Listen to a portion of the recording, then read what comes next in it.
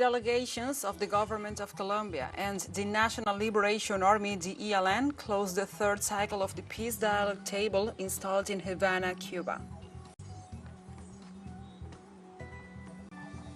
The Pentagon and the White House cast doubts on reports that China plans to build a listening station in Cuba to spy on electronic communications in the U.S. southeastern areas. And the presidents of Russia and Belarus, Vladimir Putin and Alexander Lukashenko, held talks in the city of Sochi in an informal atmosphere to address topics of common interest. From the headquarters of TeleSUR English in Havana, Cuba, this is From the South.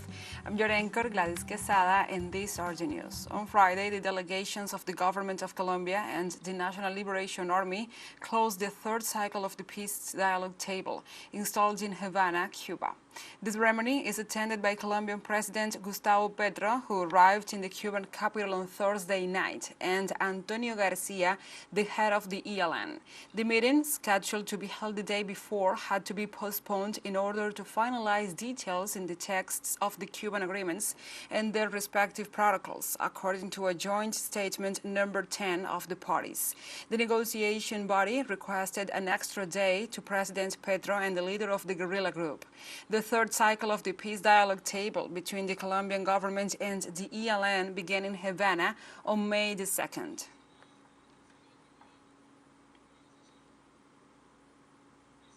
Also, let's recall that the third cycle of peace negotiations between Colombia's government and the National Liberation Army began in November 2022 in Caracas, Venezuela, and continued in Mexico City last February to March. The third round began last May the 2nd in the Cuban capital. Previously, the parties made it known that they will examine bilateral ceasefire, humanitarian relief, and the participation of civil society in the peace process, among other substantial issues. The president of Colombia had announced on Wednesday he will be in attendance on Friday to something that can be very important for the history of Colombia, and assured he will sign a paper that can mean the beginning of an era of peace without any setback. The Cuban Foreign Minister Bruno reiterated on Friday that the island is a country of peace and rejects any foreign military presence in Latin America and the Caribbean, particularly that of the United States. The head of Cuban diplomacy denounced on Twitter that it is a common practice of the northern nation to fabricate fallacies to justify aggressions against Cuba, in reference to the mendacious accusation published on Thursday by the Wall Street Journal about an alleged agreement between the island and China in military matters for the installation of a spy base. In this regard, Cuban Deputy Foreign Minister Carlos Fernández de Cosío denounced on Thursday that these are fallacies promoted with the perfidious intentions of justifying the unprecedented tightening of the economic, commercial, and financial blockade against the island and the stabilization campaigns. For its part, the Chinese Foreign Ministry spokesperson Wang Wenbin said on Friday that Beijing is not aware of the alleged spy-based deal of China in Cuba and urged the United States to stop interfering in Cuba's internal affairs. I'm not aware of this situation, you say. As is well known, spreading rumors and slander is a common tactic of the United States, and arbitrary interference in others' domestic affairs is also a common practice of the United States.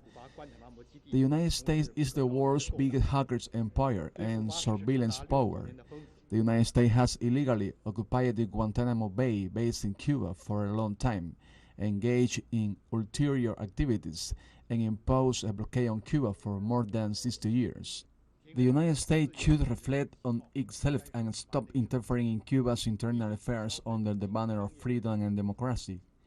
Immediately cancel the economic, commercial, and financial blockade against Cuba, and do more to improve United States-Cuba relations, which is conducive to regional peace and stability, rather than the opposite. On Friday, in the United States, the Pentagon and the White House cast doubts on reports that China plans to build a listening station in Cuba to spy on electronic communications in the U.S. southeastern areas. The National Security Council spokesperson, John Kirby, in an interview with the MSNBC television network, questioned the report published by the Wall Street Journal and considered that it did not conform to reality. On the other hand, recognized that he had no knowledge of China and Cuba developing any kind of spy station. In the meantime, Ryder admitted that based on the information, the accusation is not accurate. On Thursday, the Wall Street Journal published an article claiming that China and Cuba had reached a secret agreement that will allow Beijing to set up an electronic spying facility on the island.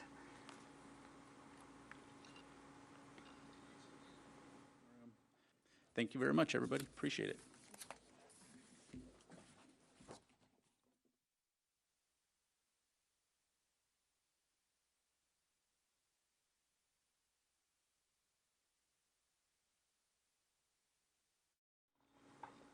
Let's take a short break. But remember, you can join us on TikTok at TeleSUR English, where you will find the news in different formats, news updates, and more.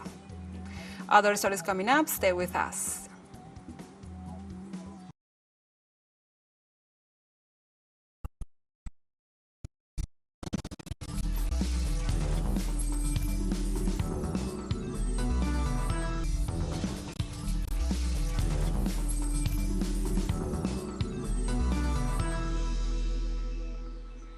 Welcome back.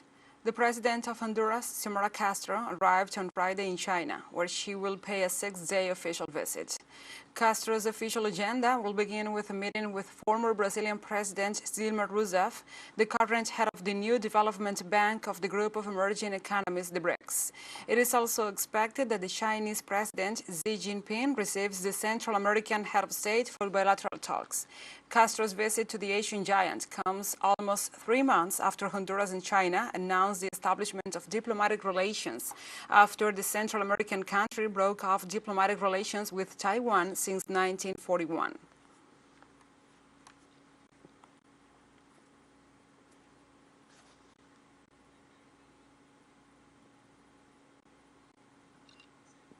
The president of Venezuela, Nicolás Maduro Moros, received on Thursday the Minister of Agriculture and Rural Development of Algeria, Mohamed Abdel Hafid Hani. The Algerian official met with the Venezuelan president at the Miraflores Palace in the city of Caracas as part of a visit aimed at strengthening bilateral ties. In this sense, in his Twitter account, the president, Nicolás Maduro Moros, affirmed the brotherhood and cooperation between their peoples is mutual and marches towards a good future. According to the Venezuelan Foreign Ministry, Abdel Hafid Hani heads his country's delegation participating in Caracas in the 4th meeting of the joint Venezuela-Algeria Intergovernmental Commission from June the 7th to the 9th. On Thursday, the government of Venezuela approved the financing for more than 2,000 community projects as part of the articulation with the organized popular power.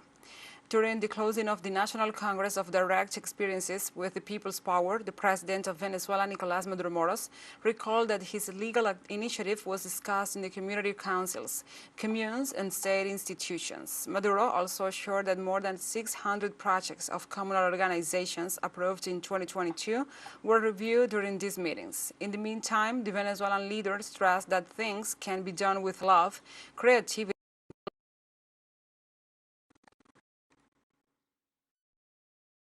Things can be done, of course, they can be done.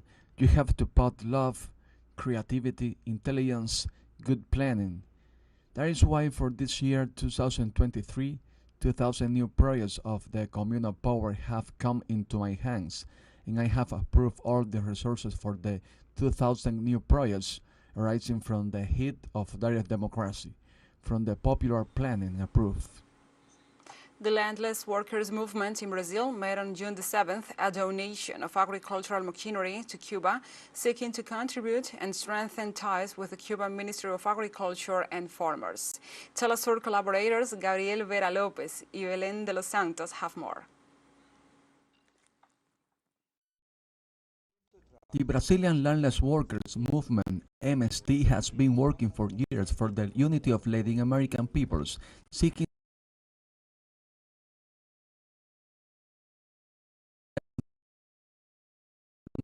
agricultural machinery to Cuba with the aim of benefiting local farmers.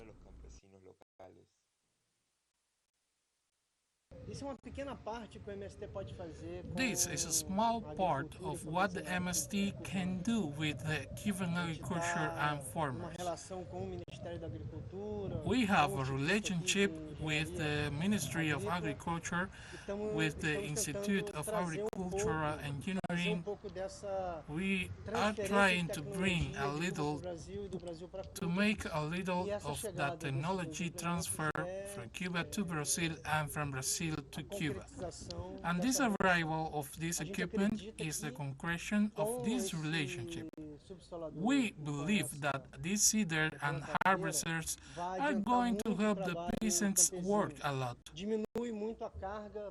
reduce the farmers' workload considerably, and our idea is that if the farmers approve and consider that this machinery is good for their work,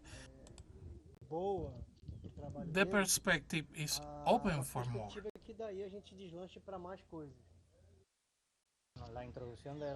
The incorporation of cassava harvesters and planters can help farmers a lot. First of all, it greatly humanizes the work. Productivity increases, labor productivity increases, and costs are obviously reduced. The donation of a seeding machine and a harvester for cassava production is part of the exchange that MST maintains with the island in a complex international scenario. The exchange is aimed at strengthening agricultural production. It is a small element of our commitment to food production in Cuba. It is a small element that the MST within the country regions it has already made with the donation of vegetable seed, with the beans seeds. The white seed is about to arrive.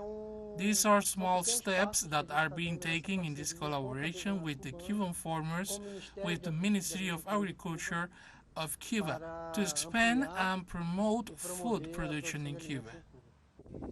Through this type of collaboration between the social movement of the region, the MST maintains a strong internationalist perspective and gratitude to Cuba, whose revolution has been a beacon for the peoples of the world. The workers of the world as a whole have a historical debt with the workers of Cuba, with the Cuban people, and also with the Cuban government.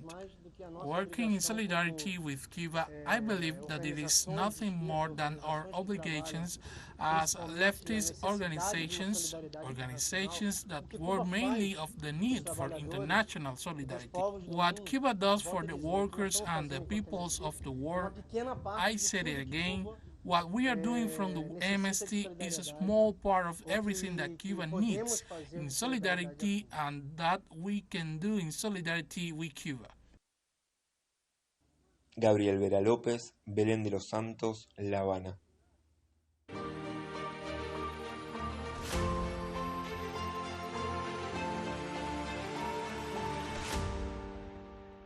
Now we move on to other topics. Reports of heavy fighting continue to come from the Donetsk and Zaporizhia regions. Russian authorities report destruction of dozens of Ukrainian tanks and armored vehicles. According to a statement of the spokesperson of the Vostok Battalion, units south of Donetsk, supported by artillery and aviation, inflicted fire damage to the enemy, impacting and destroying 8 tanks and 17 armored vehicles. Also, as they claimed, up to 13 tanks, 10 infantry fighting vehicles. 6 armored vehicles and soldiers were eliminated in the direction of Zaporizhia. This week, Ukraine admitted that it is carrying out offensive actions in some directions of the front, although it still avoids talking about a counteroffensive.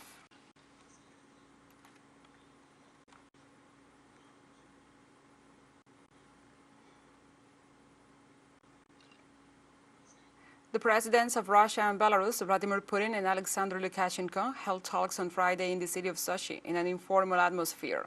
Earlier, Lukashenko reported that he wanted to propose to Putin to work out a plan for internal development of the Union state so that it would be self-sufficient and could not be pressured even by the dollar or other currencies. The Belarusian president also asked to review the legal framework of the Union state, the Collective Security Treaty Organization, and the Eurasian Economic Union with the aim to return to the basic documents to provide answers to certain situations. Lukashenko promised to inform Putin about his meeting with the secretaries of the CSTO Security Councils held the previous day in the Belarusian capital.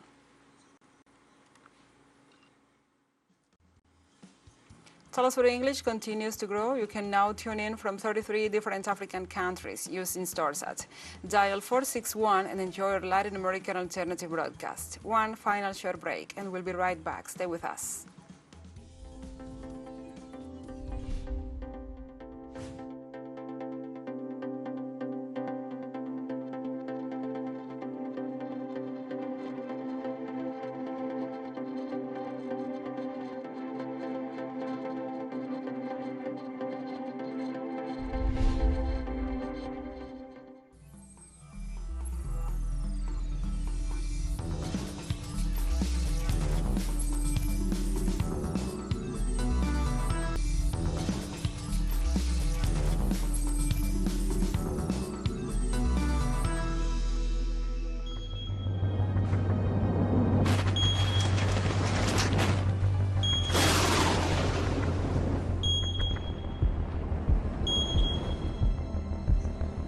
Welcome back.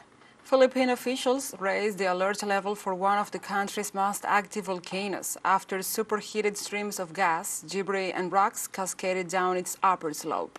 According to the Philippine Institute of Volcanology and Seismology, the Mayon volcano in central Albay province is in a relatively high level of unrest, and that a hazardous eruption is possible within weeks or even days. In this sense, authorities began evacuating around 10,000 people living near the volcano, as they raised the alert level to 3 on a scale of 5. Mount Mayon is considered to be the Philippines' most active volcano, last erupting in January 2018. There have also been no less than 50 eruptions in the last 500 years. Indonesia's Krakatoa volcano erupted on Friday as it spewed a column of ash more than 3 kilometers into the sky. Krakatoa, which means the child of Krakatoa, spewed thick ash over the strait that separates the islands of Java and Sumatra. There were no immediate reports of damage or casualties after the eruption at 8:46 a.m. local time. The volcanic island emerged from the sea at the beginning of the last century from the crater formed after the 1883 eruption of Mount Krakatoa, one of the deadliest and most destructive in history. According to officials from the Krakatoa monitoring station, the height of the eruption column was observed to be 3,000 meters above the summit. They warned the public not to carry out activities within a 5 kilometers radius of the volcano's crater.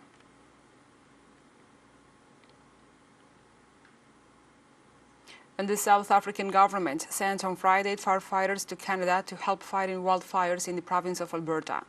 The team of 200 firefighters and 15 managers from South Africa's Department of Forestry, Fisheries and the Environment's Working on Fire program is expected to stay for several weeks to help battle the blazes.